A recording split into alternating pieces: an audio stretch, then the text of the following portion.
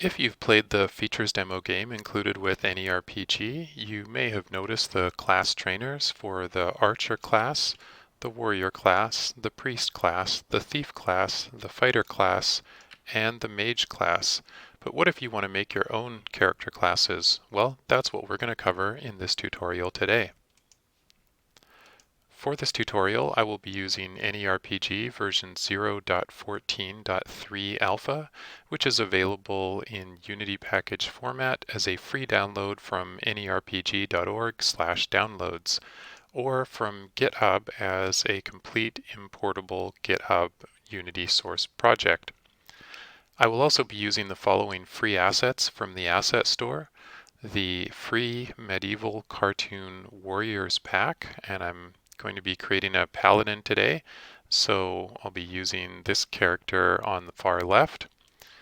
I'll also be using the Nature Starter Kit 2 free pack for the forest that the paladin will be wandering around in, and this free spider green asset for the enemy that the paladin will be fighting. I will be focusing on the character class scriptable object, and I will have links to the document site as well as these free assets in the video description. There's a little bit of cleanup to do once you have imported those free assets. First, you may notice that you've got a bunch of errors in the console, and those can be easily fixed by just removing all of the scripts in the Nature Starter Kit 2. So you can just select the standard assets directory and the editor directory and just go ahead and delete those. And once those are deleted, then all of the errors should disappear after everything recompiles properly.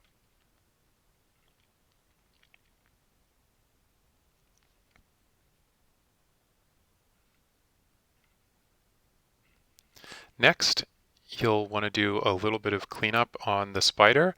This spider is quite an old asset. I think you can see here it was originally updated in 2014, and so it's using legacy animations. So in order to get it to work with the newer versions of Unity, you will have to change those to generic animations, and that can be done very simply by finding the spider model and clicking on the spider FBX file, going to the Rig tab and changing the animation type to generic. And don't forget to choose the avatar as create from this model, and then hit apply so that it has an avatar. Next, you can go to the prefab folder and go to spider. You'll want to remove this old legacy animation component and add an animator component, and then drag in the spider avatar. At that point, this spider should be ready to use. And finally, there's a little bit of cleanup to do on the cartoon characters. For the male C character that I will be using today, you can remove the set character script. It's not needed. And you can also set the controller to none, since AnyRPG will be using its own controller. With that cleanup done, we're ready to get started on the actual tutorial today. I have created the following setup, which I'm just going to walk you through really quickly, and you can complete that on your own. First, I created a new game using the new game wizard. I named the new game Paladins. I checked copy existing scene. I dragged in the demo scene from the Nature Starter Kit into existing scene, and I just called the scene Forest and then clicked on Create. I also installed the following pieces of template content, which you can find by going to AnyRPG Wizard, Template Content Wizard, and the ones that I installed were the Warrior character class, the Priest character class, the Knight class specialization, the Enemy faction, the yellow wings ability, and finally the gold plate armor template package. After those were installed, I created the two characters using the new character wizard, and that was done by going to the Tools menu and AnyRPG wizard and new character wizard, and I imported the spider by finding the prefab folder and just dragging the spider game object in, clicking create unit spawn node, and then setting up the animations. And I'll have a link to the animations tutorial which shows you how to do that step. And I also created the Paladin character by going to Tools, AnyRPG, Wizard, New Character Wizard, and finding the male C Paladin, and then just renaming him to Paladin. And once again, setting up the animations as you would by following the animations tutorial, which I will have linked in the video.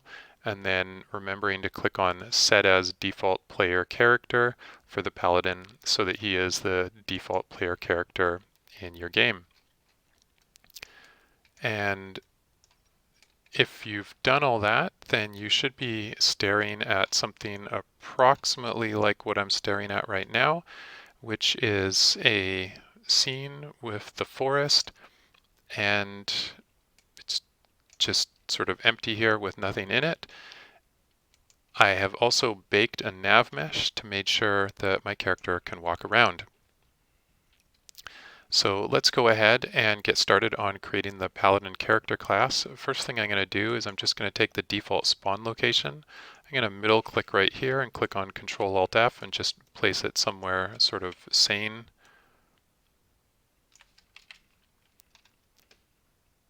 And save that. And then I will create the Paladin character class by going into the Games, Paladins, Resources, and Character Class directory. Now, you can create a character class by right-clicking and going Create AnyRPG Character Class and name it whatever you want. But in this case, just because the Paladin is basically sort of a combination of the Priest and the Knight, it will be saving a little bit of time just to grab the existing Warrior character class, clicking on Control-D to duplicate it, and then just renaming that to the Paladin character class, changing the resource name to Paladin, and then we'll set the icon on this to the medieval shield. For the Paladin's starting gear, we'll give him some slightly different starting gear than the warrior had. He will use the medieval one-hand sword and the medieval shield. And then instead of the copper armor, I'm just going to give him the gold armor. And it looks like I might have made a mistake when I was installing the gold armor and just literally installed the gold armor, like the chest piece.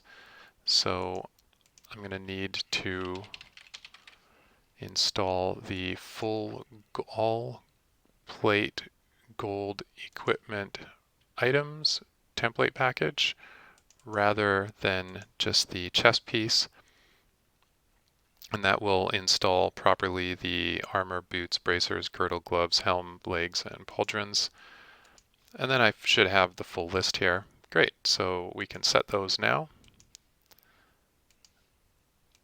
Gold plate bracers, do the gold plate girdle, gold plate gloves, gold plate helm, gold plate legs, and gold plate pauldrons.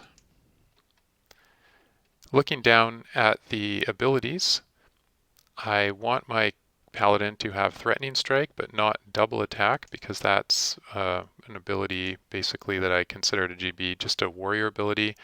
I don't want him to have Reflect Damage, and I don't want him to have Ground Slam. The Paladin is a combination of the Priest and the Knight, basically, so I am going to give him the Heal ability, and I am going to give him the Revive Ally ability so that he can resurrect his teammates as well. And because the Paladin will be carrying around a shield, I want the 2 shield-based abilities, so we'll give the Paladin Shield Slam so that he can stun people, as well as Shield Wall.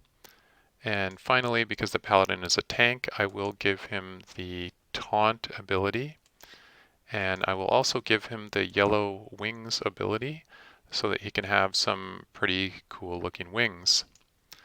That looks about good, and he will not use this Soul of the Warrior trait, but we'll make our own trait for him. A trait is basically just an ability effect that has a special box checked. So let's go ahead and find the Soul of the Warrior effect and click on Control D to duplicate it, and I will rename it to the Soul of the Paladin effect. Up here, I'll call it Soul of the Paladin, and I'm going to remove the reference in the description to gaining rage, since we're not actually going to gain any rage. Scrolling down, we can see 2 values that have been modified in this status effect. The outgoing damage multiplier is set to 1.1, which means that the Paladin does an extra 10% damage, and the incoming damage modifier is set to 0.9, which means the Paladin only takes 90% of the damage that is incoming. I'm going to remove this Reflect ability effect, which basically allowed the warrior to gain rage every time that he got hit. And I'm going to remove the Weapon Hit ability effect, Gain Rage, which allowed the warrior to gain rage every time that he swung his weapon. The class trait box here is checked, and what that means is that this is considered a trait, so unlike normal status effects, this won't show in your status effect bar and is just always active. I'm also going to change the icon. Instead of the battle axe, I'm going to change it to the shield, because this is for a paladin, not for a warrior. Let's go back to the character class now. And now we can update, instead of Soul of the Warrior, we have a Soul of the Paladin trait, which basically gives the paladin his inherent capabilities. I'm okay with the armor class list being plate, and I'm also okay with this list of weapon skills. Sure, the paladin can use the one-hand sword, two-hand sword, one-hand mace, two-handed mace, one-handed axe, two-handed axe, and shield. That looks pretty good. And next, let's take a look at the primary stats the paladin gets. He will get strength at a budget per level of 5, so that means he'll get 5 points of strength per level. And the conversion for this means that for every 1 point of strength, he's getting 0.5 points of physical damage. And the paladin will also get spell damage from his strength, and for every 1 point of strength, he will get 1 point of spell damage. Next, he will get conversion from his agility. He's not getting any agility budget, but if he does have gear with agility on it, it will increase his critical strike. And this is a rated conversion. And what that means basically is you can actually hover over and it'll give you a little description of it. But a rated conversion means that you'll need 100 points of whatever stat, in this case agility, in order to get 100% critical strike chance. And we've set this to 0.5, which means that you'll actually need about half as much of that in order to get the full 100% chance. And this changes at every level. So at level 2, you would need 200 points if this conversion ratio was 1. The Paladin is also going to get intellect, and we want him to get mana from the intellect. So I'm just going to go to the priest character class here, and I am going to right click and just copy this block for intellect. Then I'm going to go back to the Paladin character class, and I am going to add a third primary stat here, and I'm going to right click on agility, which has just been automatically duplicated, and paste in the intellect. And then I actually don't want him to get spell damage or critical strike from the intellect, so I can just remove both of these conversions, but I do want him to get mana. The resource per point is 10, and that means that for every 1 point of intellect, he will get 10 points of mana. Finally, for the power resources, I don't want that to be rage, I want that to be mana, because he is going to be getting mana. I'm going to leave valid pet types empty. It doesn't really apply to the Paladin. This would be used if you wanted to create something like a warlock who could only have demons as pets, or a hunter who could only, for example, have beasts as pets. But Paladin doesn't have pets, so that's pretty much irrelevant.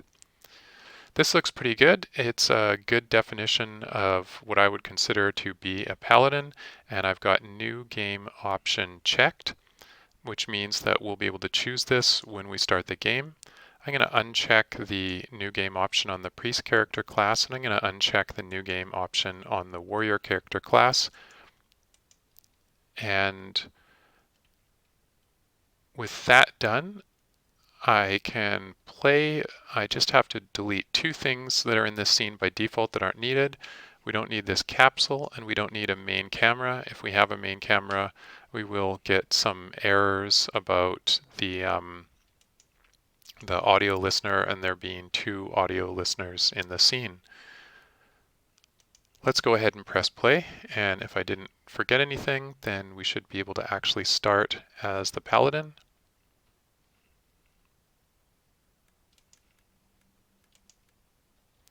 So here is that cool looking cartoon character that's going to serve as our Paladin, and he has the proper starting gear, the shield and the sword. And if I start the game, then my Paladin is here in the level, and he can run around, and he's got all of his abilities just like he should. All right, now let's go ahead and add an enemy that this guy can fight. And I'm also going to just update the lighting a little bit because the Paladin looked a little sort of washed out there. So to do that, we can look for the window rendering lighting and just drag it over here. And what I'm going to do is just go to the environment there. I'm just going to set the lighting color to white and then set the intensity down to 0.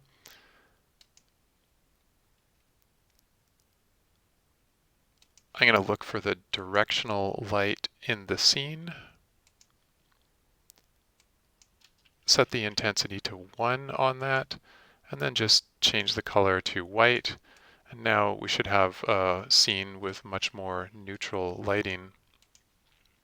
When I installed the spider, because I did click on Create Unit Spawn Node, we have a prefab for him under Unit Spawn Node, so I am going to drag that into the scene there and just spin that around so he's kind of facing towards the Paladin, so our Paladin actually has something to fight.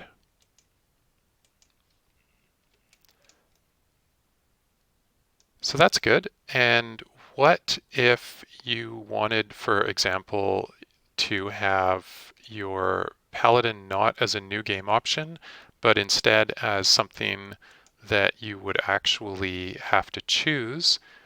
Then we can do that as well, and I will show you how to do that using one of the class trainers.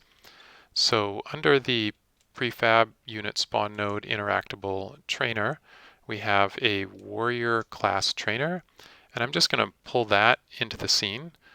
This guy will allow us to train to be a warrior, but we're going to update that so that we can actually use him as a Paladin trainer instead. So let's go in the resources folder and we'll find the unit profile, and we'll find the class trainer, and we have this warrior class trainer right here. And if we scroll down to the bottom, we'll see he has a class change props that allows him to change to warrior. I'm just going to add a second one, and I'm going to set that again to class change props, but instead of warrior, we'll have paladin available. Now if we go back to the character class list, then you can see the Paladin Character class. I'm going to uncheck that as a new game option, and I'm just going to put the Warrior class as a new game option. What this means is we'll be able to go into the game as the Warrior, but then change to the Paladin. The next thing I want to do is I want to update the wings effect that I gave the Paladin, so I'm going to look for ability effect and status effect, and look at this yellow wings effect and just call it do more damage. By default, the yellow wings gives you the ability to fly, but for the Paladin, I just want it to be a damage increase effect. So I'm going to take the outgoing damage multiplier and set it to 1.5 and uncheck the can fly box. And then I do want to give this a ability a cooldown, and that's done under base ability. The ability effect is the actual status effect that gets on the character, and the base ability is the part of the ability that you can cast. So I'm going to go to status and yellow wings ability and set an ability cooldown of 60 seconds on it. For the status effect, actually, I want to make that a limited status effect, so I'm going to just set the duration to 10 seconds. So now what happens is we've got a yellow wings ability that will last 10 seconds, and it has a cooldown of 60 seconds, so once a minute we can basically have 1.5 times the damage. Let's press play, and we should be able to start the game as the warrior. Warrior class is the only one that's available, and I can click on Start Game. And now you can see that we have a spider and we are a warrior. And I can go to the warrior trainer and change class to paladin. And now I have all the paladin abilities. Of course, if we want the new paladin to actually be able to fight the spider, we do have to make one tweak to that spider, and we need to make him into an enemy. So to do that, we can go down to the unit profile, find the spider unit, and we can change his faction name to the enemy faction. Now by default, this spider isn't going to have any capabilities other than a regular attack, and our paladin has plate armor on, which means the spider will do basically no damage. So I am actually going to change the spider's character class over to warrior, so that the spider at least gets some strength, and that will basically give him some attack power so that he can actually do damage. Let's go fight the spider and make sure that the wings ability is working properly.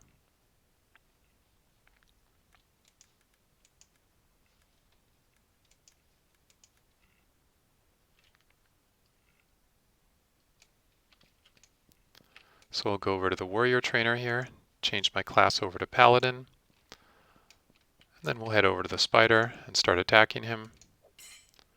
And you can see I'm doing 29 damage per swing. I'm going to turn on the wings, and now I'm doing 44 damage per swing.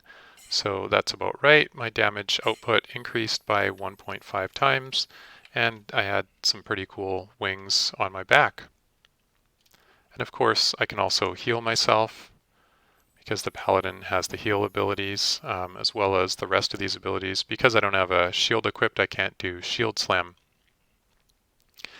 If you look at the character, you can see that he has all the starting gear equipped. Actually, he has the warrior's starting gear equipped because I started as a warrior. So let's go ahead and make the paladin the default again. So I will go back to the character class folder, click on New Game option for the Paladin, uncheck New Game option for the Warrior, and then I should be able to start actually as the Paladin and have full access to all of my abilities.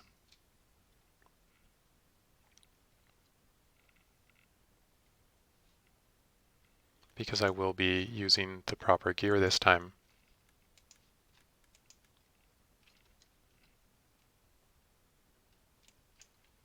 There we go. Now I have the gold equipment and still the sword and the shield.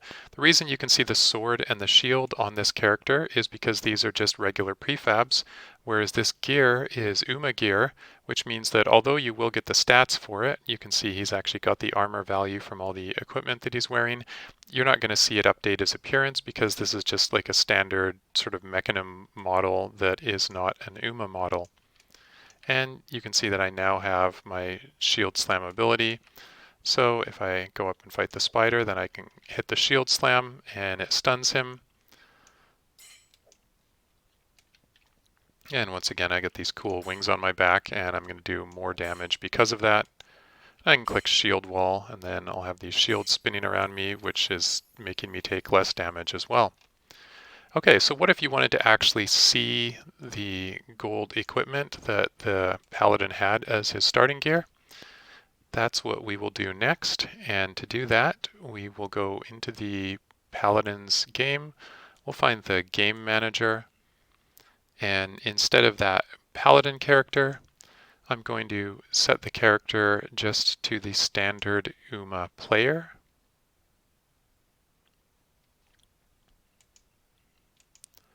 And now if we start the game, we should be able to see that we have an UMA character wearing a bunch of gold gear because the UMA character can actually use that UMA equipment. And there we go. Now we have an UMA character and the UMA character is wearing all of the gold gear.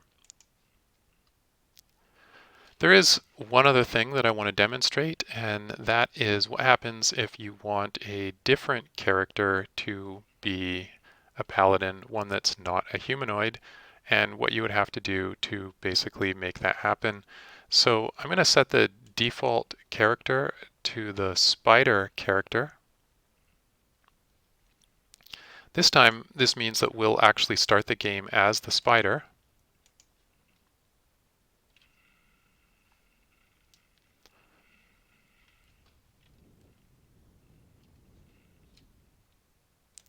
So if I press play and new game, you can see there's the spider, and the spider is a paladin. And I can start the game. And there's a couple things that don't make sense here. First of all, this spider is apparently able to cast Threatening Strike, which requires a sword. He can also cast Shield Slam, which requires a shield, but that doesn't really make sense. You can see the spider is got this gear equipped, but obviously a spider can't really wear boots or pants or a belt or gloves or bracers or anything like that because of course he's a spider, he's not a humanoid, and he can't really carry a shield or a sword, he doesn't really have hands. So we can actually fix this by making basically the equipment and certain abilities not apply to spiders, but only to humans. I'll demonstrate how to do that now. To do that, we will take advantage of something called a unit type. So in the resources in the unit type folder, you can right-click and create AnyRPG and unit type, and I'm just going to call this unit type humanoid. I'll set the resource name to humanoid and leave everything else blank. Then I will go back up to the Paladin character class, and what I will do is I'm going to right-click on the capabilities and copy it, and then go down to this unit type capabilities here. For the unit types, I'm going to set the name as humanoid, and I'm just going to paste those capabilities that I copied here. For the humanoids, Shield Slam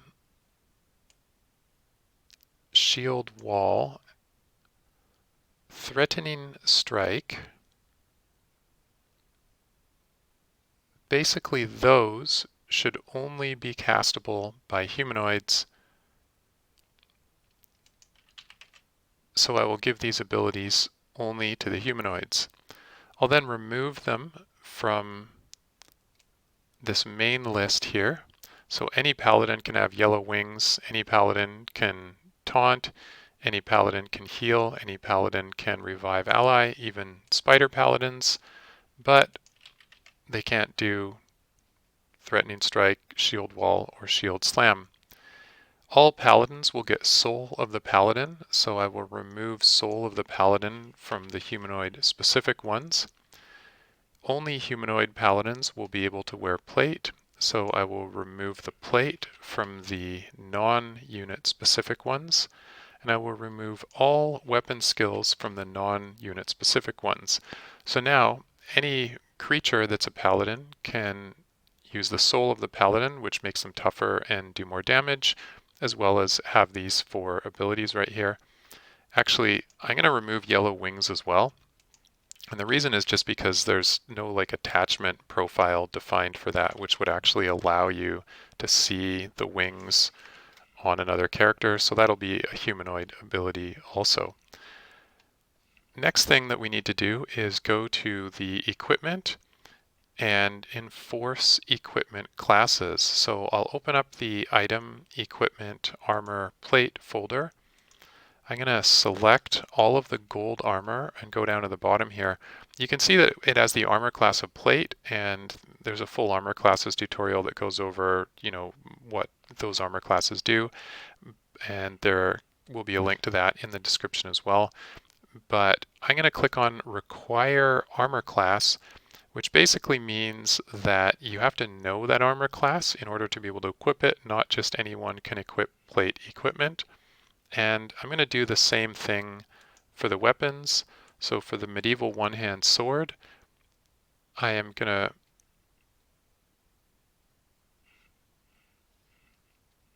look for the require weapon skill checkbox. And that means that you have to know the one-handed sword skill to be able to handle this weapon. And for the shield, I'll do the same thing, medieval shield, click on require weapon skill, and now you have to actually know that weapon skill in order to be able to equip the shield. And that should prevent the spider from actually getting all of those extra things which are only meant for humanoid paladins. Let's press play and load or start a new game. We're still a paladin, but this time I only have taunt, revive ally, and heal as my abilities because this guy is not a humanoid, and I don't have any extra equipment, so no extra armor. Once again, because this guy is not a humanoid. And I can attack this warrior trainer here and do damage to him. The warrior trainer's basically not set as aggressive, so he's just going to sort of stand there and take it. But you'll notice that I don't have any of the other abilities here to actually be able to cast on him. But I can heal myself if I want. Although I don't have any casting animations defined, so he just kind of freezes up because it's trying to play a humanoid animation right now. So if you want a non-humanoid character to be able to cast, you just have to set the casting animations in his unit profile. And that pretty much covers everything that I wanted to cover for this tutorial. If you do use the unit type capabilities, don't forget to actually go to the unit profile and set that as humanoid. Otherwise, your regular paladin won't be able to use them. So this will be under the unit profile for the paladin unit, and we would just want to set the unit type name to humanoid. so that this particular unit, aka like character model, is actually considered humanoid and actually gets all of the Paladin abilities. I hope you enjoyed that. If you did, don't forget to give the video a thumbs up, subscribe to the AnyRPG YouTube channel, or just leave a note in the comments with any future tutorials that you would like to see. Thank you so much for tuning in, and I will see you in the next video.